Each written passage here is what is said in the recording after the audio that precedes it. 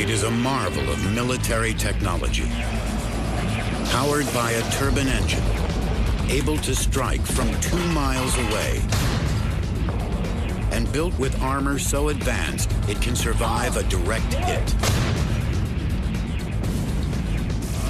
This is the Abrams tank, and manning this weapon are some of the best trained crews in history, the elite of the tank forces. Going out there and seeing a tank fire for the first time, it's just the sheer power and shock and awe effect that main gun has when it goes off. They live in their machines for months on end, even as temperatures soar to 130 degrees. Delivering power with pinpoint accuracy, the Abrams is one of the most versatile and fearsome weapons on the battlefield.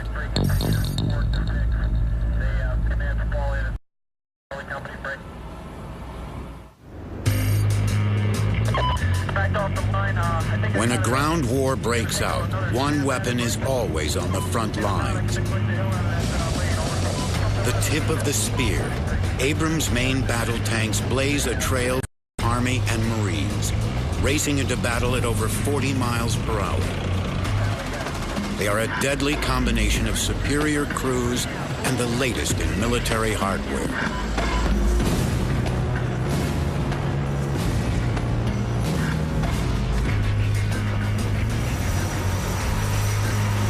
With a 120mm main gun and 3 other major weapons, they're highly mobile fortresses, a weapon that has become indispensable to the U.S. Armed Forces.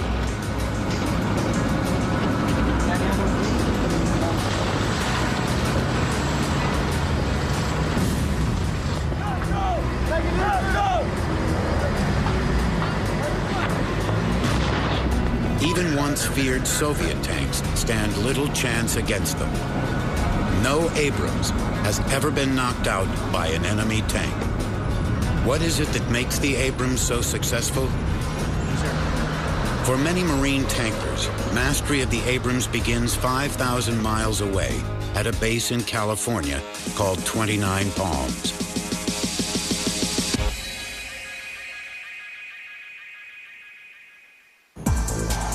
Here, temperatures in the Mojave Desert feel like Iraq, but there's a warm welcome home for returning veterans.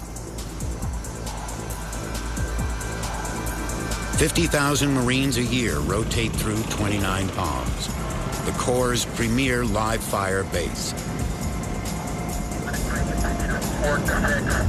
Covering over 900 square miles, the base contains test ranges set up to challenge new and veteran tank crews. Because no matter how well built this fighting machine is, it's only as good as its crew.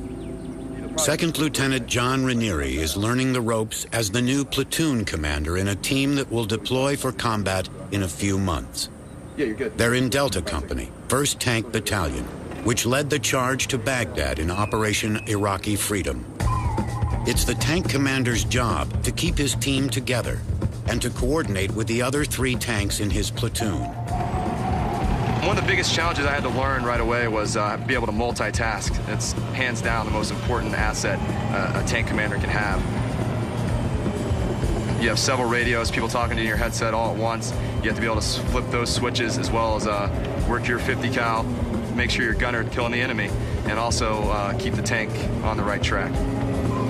So multitasking is key. A 4-man crew operates every Abrams. The driver sits in a compartment in the hull. He steers it like a bicycle and controls the throttle and brakes, seeing bumper to bumper through periscopes on his hatch. The tank commander and loaders sit mid-turret on either side of the breech for the Abrams 120mm main gun. There's room for 17 rounds immediately behind the loader, with another 34 in a blast-proof chamber in the back of the turret. The gunner sits in front of the tank commander.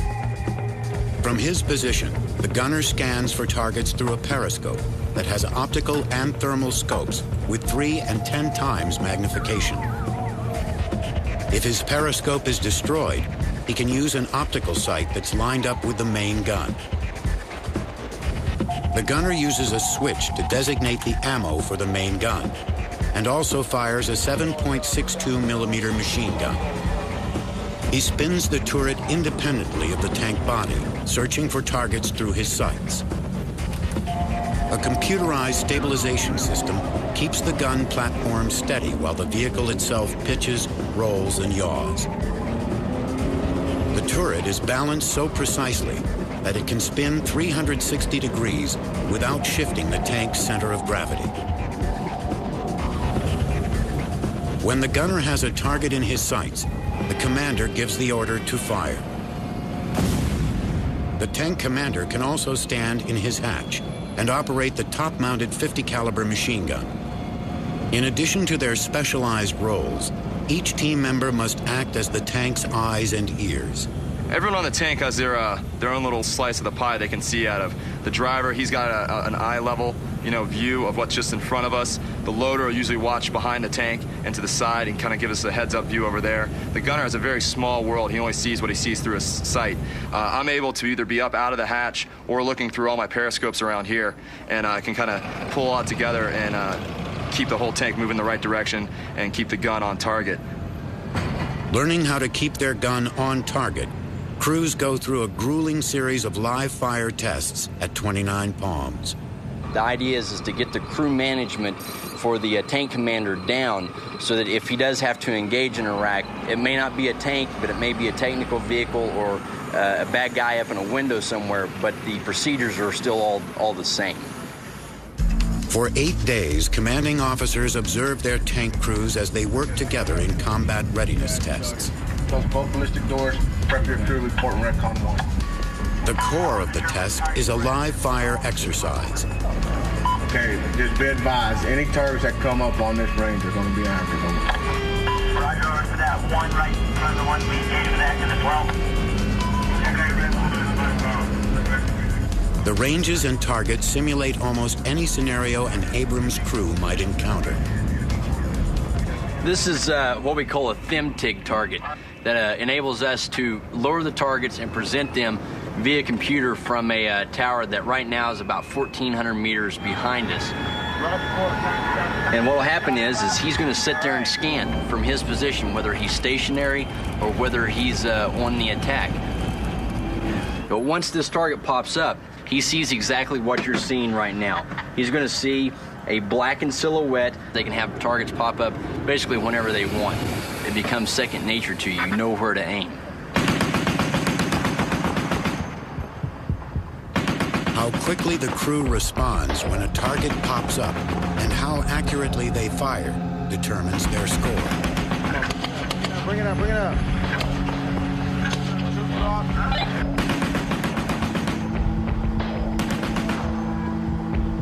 The ranges aren't designed to be easy. Several of the targets are almost a mile away, and many move.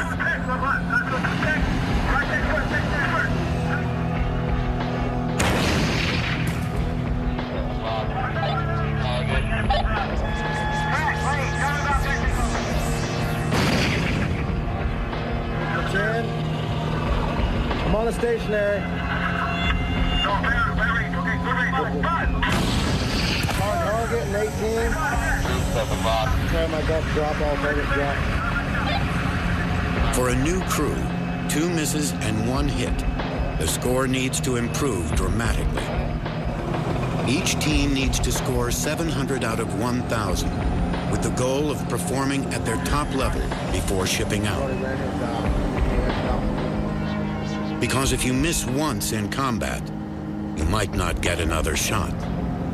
The biggest likeness to Iraq is the fact that it's open. By just moving 10 to 20 feet, you can find a new piece of ground to hide in.